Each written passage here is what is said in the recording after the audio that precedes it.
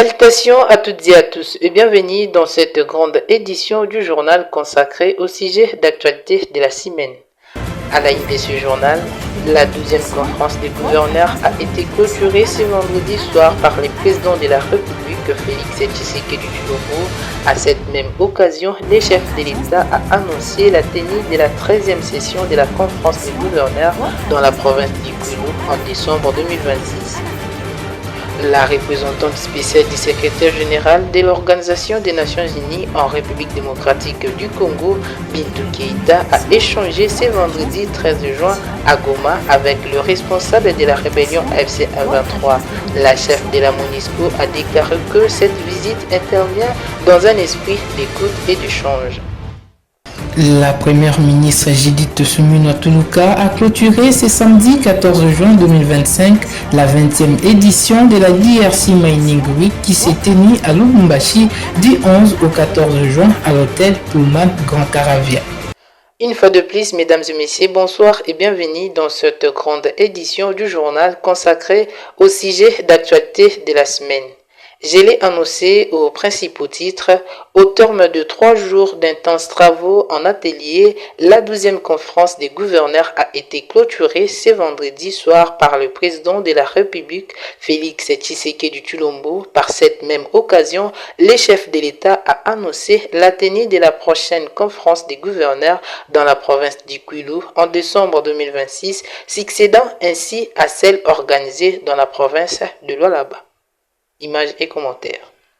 Le président de la République, Félix Tshisekedi, en séjour à Kolwezi, a procédé à l'inauguration de l'échangeur de Kolwezi, ouvrant en même temps à la circulation.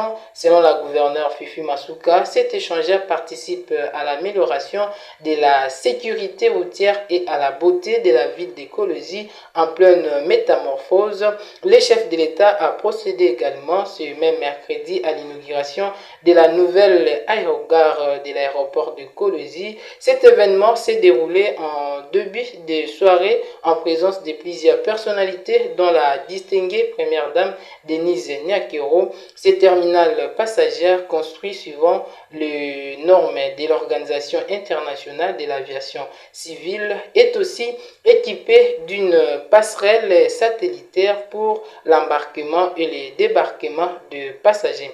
Le chef de l'État a procédé également le lundi dernier à l'inauguration de l'hôpital général de référence de Mwangeji, un complexe hospitalier de niveau tertiaire avec une capacité de 200 lits complètement équipé et disposant d'un plateau médical assez élargi. Cet hôpital vient répondre à un besoin présent d'assurer localement des soins de qualité à la population congolaise. En mission de 3 jours à Goma, dans la province du Nord Kivu, la représentante spéciale du secrétaire général de l'Organisation des Nations Unies en République démocratique du Congo, Bintou Keïta, a entamé des échanges avec les responsables de la rébellion AFC M23 ce vendredi 13 juin 2025. Devant la presse, la chef de la MONUSCO a précisé que cette visite intervient dans un esprit d'écoute et d'échange à quelques jours de son briefing devant les conseils de sécurité de l'ONU. Devant la presse, la chef de la MONUSCO a précisé que cette visite intervient dans un esprit d'écoute et d'échange.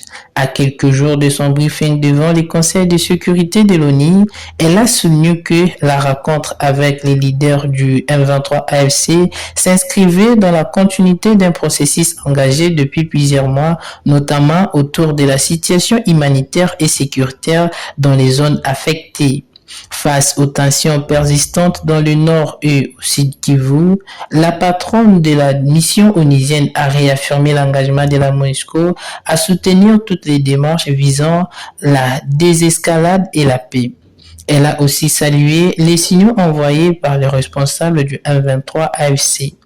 Ce déplacement à Goma intervient dans un contexte de fragilité persistante alors que les initiatives régionales et internationales cherchent encore à faire émerger une solution politique durable dans l'Est de la République démocratique du Congo. Et puis, nous allons prendre cette information en bref. La ligne maritime congolaise informe sa clientèle que les navires Barvé AAL Paris a accosté au poste de Boma et Matadi les 10 et le 11 juin 2025 en provenance du port d'Anvers en Belgique. Cet événement s'inscrit dans la continuité des opérations régulières menées par le LMC visant à assurer un acheminement efficace et sécurisé de marchandises. Place à présent à la page consacrée aux assises de la 20e édition de la DRC Mining Week. La chef du gouvernement congolais, Judith Suminwa Tuluka, a clôturé ce samedi 14 juin 2025 ces rendez-vous incontournables des acteurs du secteur minier évoluant en République démocratique du Congo et dans la région de Copperbelt. Dans son discours, la première ministre a martelé sur les deux priorités majeures de son gouvernement, à savoir la problématique de l'énergie et les dons du financement de la Banque mondiale. Suivez. Je vais mettre en lumière deux priorités majeures qui structurent l'action de mon gouvernement. La première concerne la problématique de l'énergie. Je pense que c'est une préoccupation de beaucoup d'entre vous. Comme vous le savez, il ne peut y avoir d'exploitation minière industrielle durable sans un accès fiable à l'énergie. Dans ce contexte, nous redoublons d'efforts pour renforcer nos capacités hydroélectriques, encourager l'investissement privé dans un mix énergétique diversifié et promouvoir les interconnexions régionales. Il ne fait aucun doute que le développement minier ne saurait se faire en marge de la transition énergétique. Ces deux dimensions sont indissociables et interdépendantes. Leur progression conjointe est essentielle, tant pour répondre aux besoins de la croissance économique de notre pays que pour soutenir la dynamique mondiale de décarbonisation et de la transition vers les énergies renouvelables et propres pour lutter contre le changement climatique. À cet effet, la richesse du sous-sol congolais représente un levier stratégique qui nous offre l'opportunité de construire un modèle de développement durable et inclusif. Ce double impératif que sont la valorisation de nos ressources et l'engagement climatique met la République démocratique du Congo au cœur des chaînes de valeur internationales. Nous aspirons ainsi à faire émerger des industries de transformation locale, créatrices d'emplois qualifiés et génératrices de valeur ajoutée sur notre territoire. Quant à la seconde priorité, après la question énergétique, et d'ailleurs je pense que M. le ministre des Mines a indiqué le financement qu'on vient de négocier, qu'on vient d'obtenir avec la Banque mondiale, qui est un don, mais aussi un prêt en partie, qui va nous permettre de relancer INGA, mais dans un programme beaucoup plus structurant. Et donc je disais, après la question énergétique, une des pistes de réponse à la question logistique est incarnée par des projets pour une meilleure connectivité de la République démocratique, à travers notamment l'opérationnalisation du corridor de l'Obitu.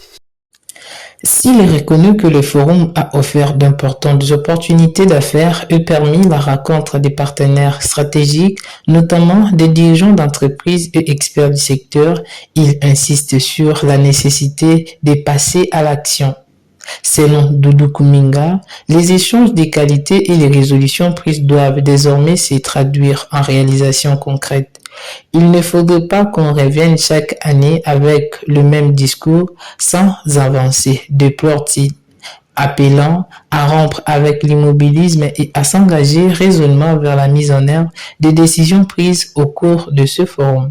MD Services est spécialisé dans la sous-traitance des personnels nationaux et expatriés pour les entreprises minières ainsi que pour d'autres secteurs d'activité. L'entreprise est présentée dans plusieurs régions de la République démocratique du Congo, notamment à Lubumbashi, Kolwezi, Fungurume, Congo central, Bukavu et Kinshasa, ainsi qu'à l'international en Ouganda, en Afrique du Sud et à Madagascar. Elle organise également des dîners d'affaires pour attirer des investisseurs, notamment lors d'événements comme les PIDAC au Canada. MD Services mène par ailleurs une initiative de formation des jeunes diplômés en Chine et en Zambie dans le but de les intégrer par la suite dans les projets locaux tels que celui des Kamoa. Dans une interview accordée à Aigle Communication, la déléguée commerciale de cette entreprise, Sarah Kitoko, a déclaré être venue à la DRC Mining Week pour présenter les projets cités Jardin de Kinshasa au Katangé ainsi qu'à l'ensemble des participants de l'événement. Ces projets, déjà en cours à Kinshasa, capitale de la République démocratique du Congo, se distinguent par plusieurs éléments clés. La présence d'une école bilingue des standards internationaux à l'intérieur même de la cité, permettant aux enfants de recevoir une éducation de qualité sans devoir se rendre à Gombe, Limete ou ailleurs. Un hôpital ultramoderne mis à la disposition exclusive des résidents pour garantir un accès rapide à des qualités aux soins de santé. Une autre particularité importante pour ceux qui souhaitent éviter les embouteillages, la cité dispose également d'un port. Grâce à ces ports, une voie maritime est mise en place. Ainsi, les habitants peuvent choisir d'emprunter la voie fluviale pour se rendre en ville sans passer par le boulevard Lumumba, souvent engorgé. Par ailleurs, Modern Construction invite les acteurs du secteur minier à souscrire à ces différents projets immobiliers. La cité Jardin de Kinshasa est située sous le